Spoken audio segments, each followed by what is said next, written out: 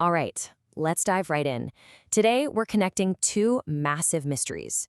These absolutely enormous, bizarre patterns carved into the Gobi Desert, and a completely invisible arms race that's happening right now in our skies and in our oceans.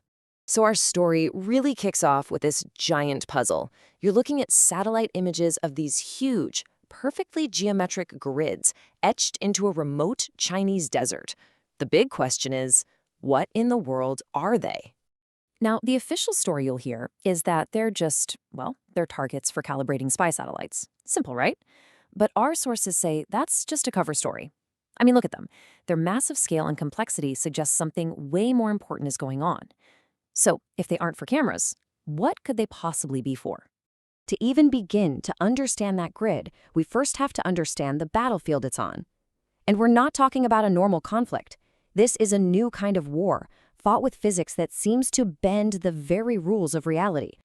And at the very heart of this race is a piece of technology that is a total game changer. I want you to imagine a craft that can fly at hypersonic speeds in the air and then, without even slowing down, just seamlessly dive right into the ocean. That's a transmedium vehicle, and having it changes absolutely everything. The gold standard, the thing everyone is chasing, is the famous Tic-Tac drone. Publicly, it's labeled a UAP, an unidentified anomalous phenomena. But the source material for this explainer calls it something else, a US black budget program. The way this thing performed back in 2004, well, it set a benchmark that sent every other world power scrambling to catch up. Okay, so that brings us to China. Now, instead of trying to invent their own version from scratch, sources allege they took let's call it a more direct route. We're talking about cyber espionage on an industrial scale.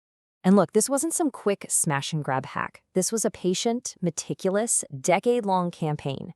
Chinese intelligence systematically targeted the crown jewels of American military R&D and just quietly siphoned off terabytes of the most sensitive data imaginable. And they went after the whole shebang, not just one piece of the puzzle, but the entire set. Blueprints for advanced drones, stealth technology data, the Navy's own reports on UAP encounters, and even the fundamental physics research behind how you make a transmedium vehicle fly. So what happens when you steal all of that data? Well, you get this, what the source calls the Jin drone. China now allegedly has its own fleet of these transmedium craft, built on a foundation of stolen, reverse-engineered American technology. So let's put them side by side. On the one hand, you have the US Tic-Tac, which is reportedly guided by an incredibly powerful quantum computer. On the other, you have the Chinese Jin drone, which focuses more on the hardware, specifically replicating the microwave resonance hall that lets it perform those impossible maneuvers. Two very different paths to the exact same world-changing capability. So China's got them. What are they doing with them? Well, according to our sources, they're not just sitting in a hangar. The PLA is actively deploying these Jin drones, this ghost fleet, to probe and harass American naval forces in highly contested areas like the South China Sea. They're testing their tech, and they're testing the U.S. response. This one line from the source just perfectly captures the whole strategy.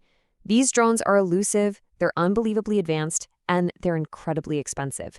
So you're daring the U.S. to do what? To try and shoot down a multi-million-dollar ghost? It's an unbelievably tense cat-and-mouse game. And that brings us all the way back to where we started, back to the desert. Because now, with the context of this new ghost fleet, the purpose of those massive grids starts to become terrifyingly clear. I mean, just think about the sheer scale here. The largest of these grids is 8 kilometers. That's 5 miles wide. You do not build something that massive to calibrate a camera. This isn't infrastructure for observation. This is infrastructure for a weapon of planetary scale. So if it's not a camera target, what is it? Here's the theory from the source. The Gobi grid is a weapon.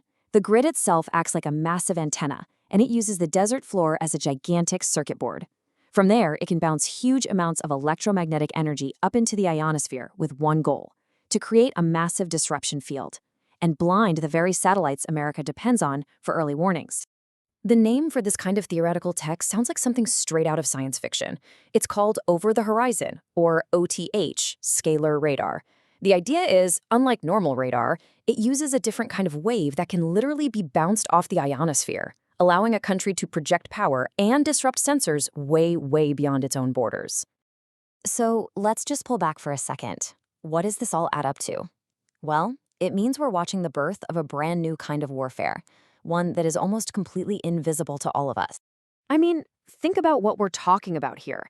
This new battlefield isn't fought with tanks and planes. It's a conflict defined by cyber theft that leads to fleets of ghost drones, all supported by colossal weapon systems that literally turn the Earth's own geography into a part of their circuit. And that really leaves us with one final, deeply unsettling question. When the battlefield itself is invisible, when the soldiers are reverse-engineered ghosts, and when the weapons can blind an entire continent from halfway around the world, how do we ever really know who's winning?